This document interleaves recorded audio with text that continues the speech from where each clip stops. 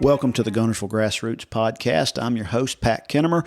My co-host, Trey Swindle's not with us today. This is a little bonus episode that we just decided to throw in the mix. I'm going to try to throw a few of these in scattered around, just a little guide update between our normal bi-weekly podcast. This week, I'm going to have Captain Mike Carter on and see if he can't give us a little information right here ahead of the Battle of the Brands tournament that's coming up in just a few days.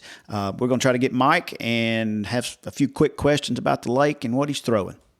I got Mike Carter on here with us. Mike is a longtime Guntersville guide, my friend, that I'm glad is doing better. Had a little bit is an understatement of a health scare in the last several months. And per him, he's back at it, wide open, feeling good. Yeah, I feel pretty good now. Back to normal. So it feels good to be back out there, and it feels good to have all the support that that was out there during that time. Man, you had a lot of folks praying for you. That's for sure. Yes, I did. It's pretty phenomenal to see that. But, we're all glad you pulled through. Looking at Facebook, stuff like that, looks like you've been on the water a little bit.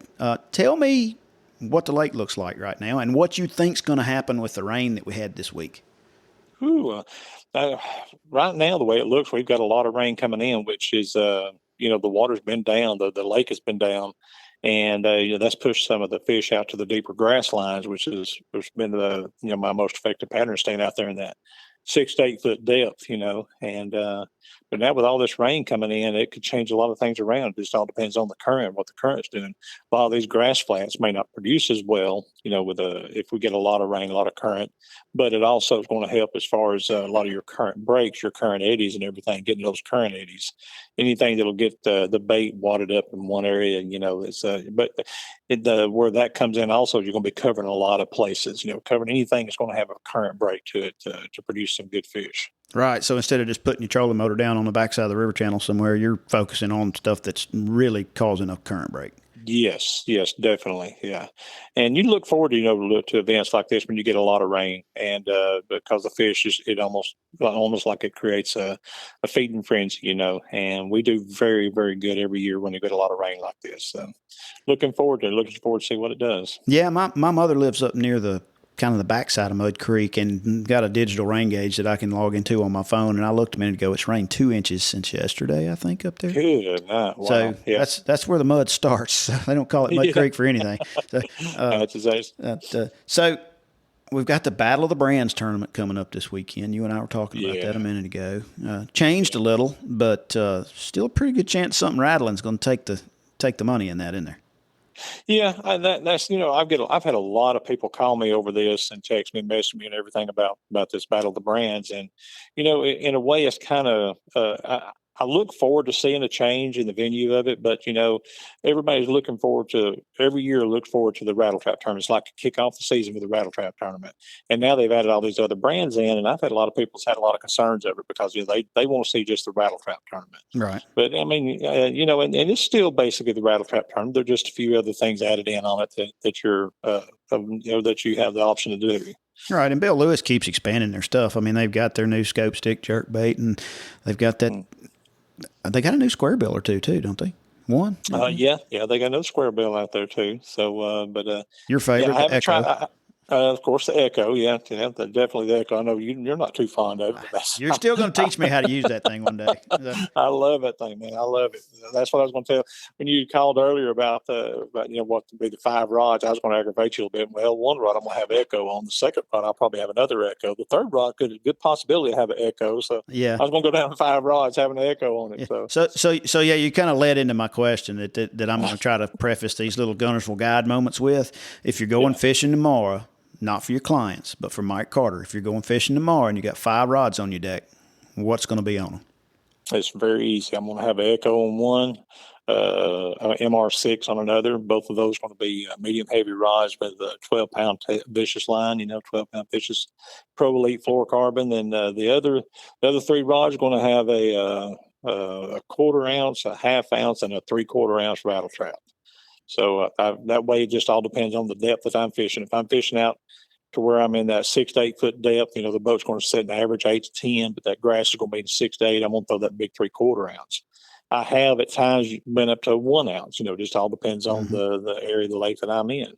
But, there's times I'll move up there in 2 or 3 foot of water, and people don't really throw that quarter ounce, but I'm telling you, that quarter ounce will do a number this time of year. It's a fish catcher for sure. It is. It is a definite fish catcher. But when we get talking about those current eddies again, that's what I like to fish in the current eddies is that Echo and that MR6.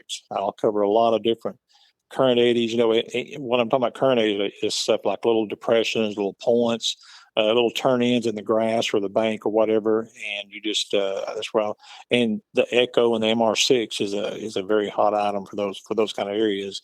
And determining which one of those I use will determine what depth of water I'm fishing. If it's 6-8 foot depth, I'm gonna get out that MR6. If it's around 4 or 5 feet, I'm gonna get out that Echo. Mm-hmm. But I do tremendous with that MR6 and that Echo. Carolina and I. 2 years ago with that MR6, we got second place over 300 boats and thing. We got second place in throwing that MR6. So did real good with it. You fish it just real slow and hit the grass, let it float up? Are you milking it or are you burning it? No, I burn it pretty good. I don't give them time to think about what's out there, so I'm burning it pretty good. When I hear grass hit it, when I feel the grass, I'll just pop it real good through the grass, and I usually get that reaction bite on that grass line. So. Sort of like fishing a trap, just a little bit different action on the bait. So but my 5 rods is going to have Echo, MR6, a quarter, half, and 3/4 ounce rattle trap on it. You got a color preference? Are you a red guy, or does it vary?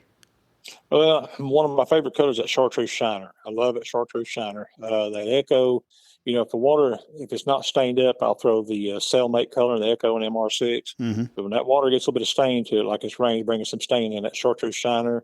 Raven red crawl is another one that I'll stay with also. But most of the time, I've got that chartreuse shiner tied on there. Okay, chartreuse shiner. You heard it right here.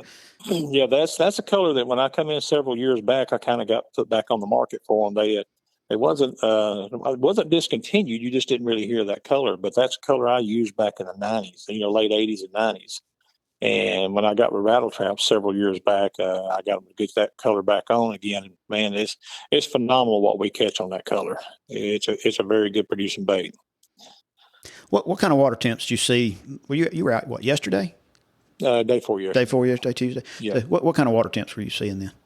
47, 48 degrees. 47, 48. Is that main lake, creeks, or both? That's or about the same? All main lake. All main lake. Yeah.